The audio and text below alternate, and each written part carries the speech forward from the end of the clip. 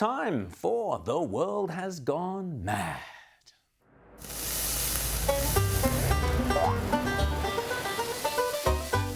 Speaking of culture, it's impossible these days to tell satirical culture from the real thing. See if you can spot the difference.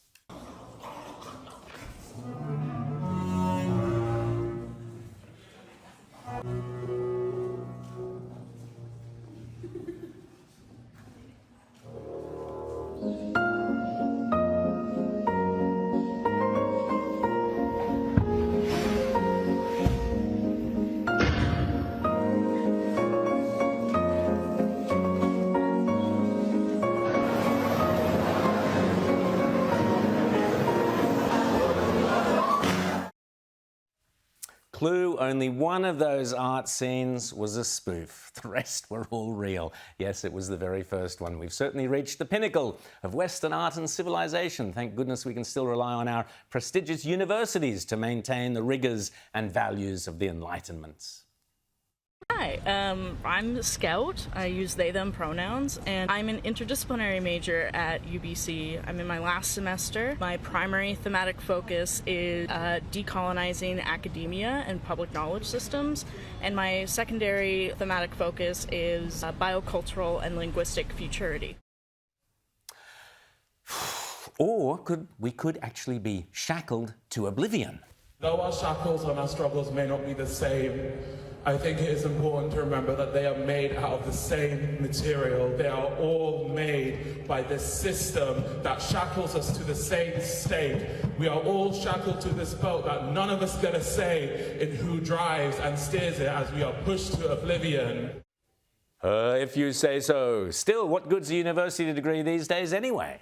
Free, free Palestine! Free, free, free Palestine! Free, free Palestine! Free, free Palestine!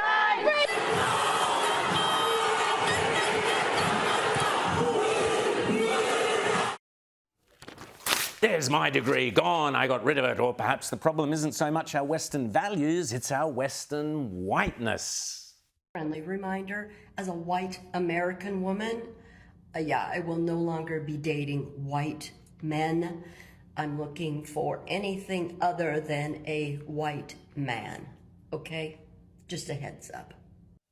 Just a heads up, dear, I don't think we white men will mind all that much. Or could it be that this is why more and more white men are giving up and identifying as canines instead?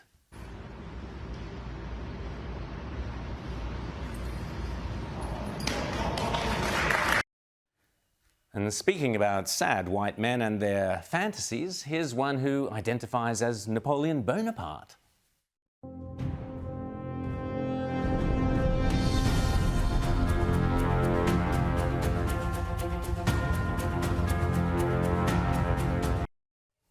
Still, I've often asked myself, what should a progressive lefty with an inferiority complex do when black women are speaking?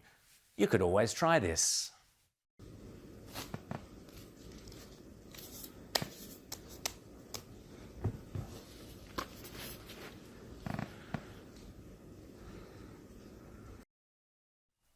I guess that'll work. Meanwhile, here's a left-wing British mum proudly showing off her parenting skills. Anti-Tommy Robinson, anti-division, pro-Palestine. So why are you here, Roshi? What do you feel about Tommy Robinson? Your thoughts on Tommy Robinson? I want to eat him. He is a biscuit. La, la, la. I suspect he'll grow up to be about as well balanced as this kid.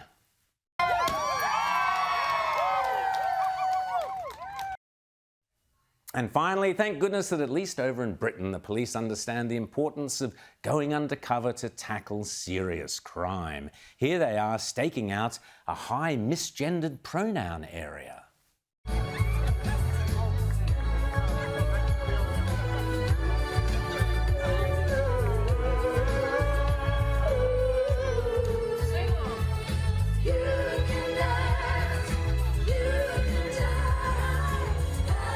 Let's get stuck into the week's top stories with Liberal Senator Alex Antic. Alex, great to see you. I want to talk about tariffs with you.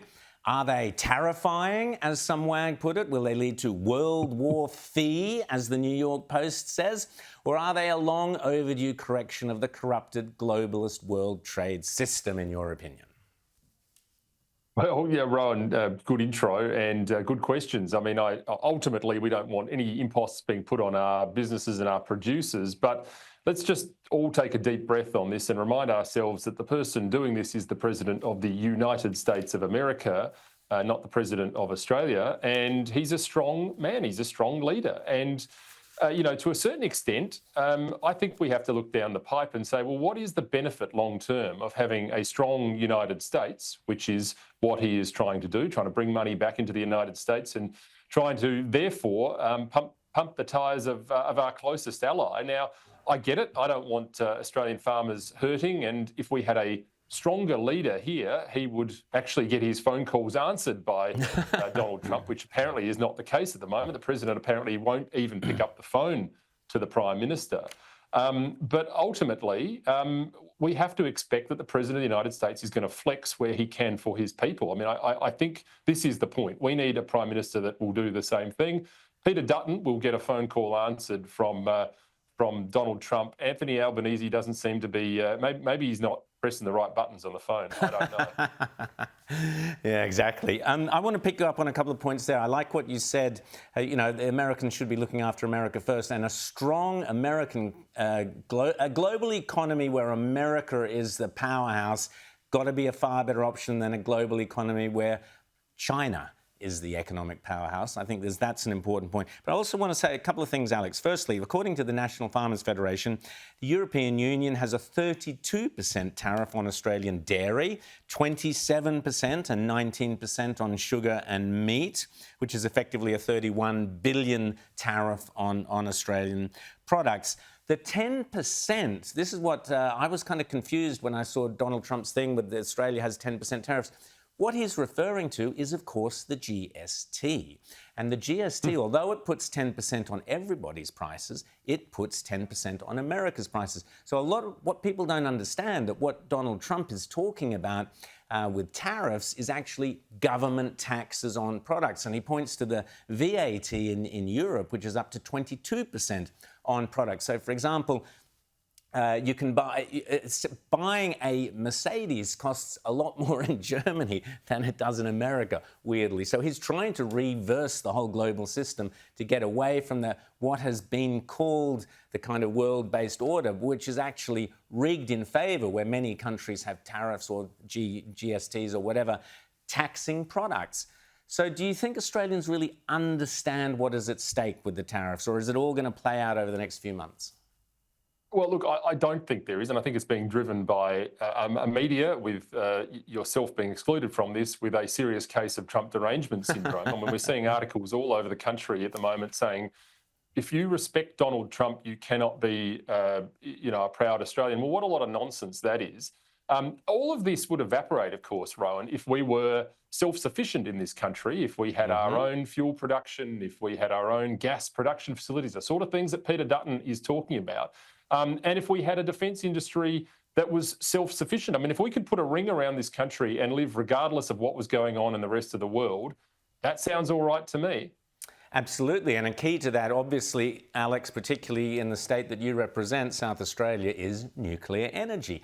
And nuclear energy would and will be an amazing boon for not only South Australia, but for all Australians in terms of defence, in terms of cheaper energy and so on. The coalition is committed to nuclear.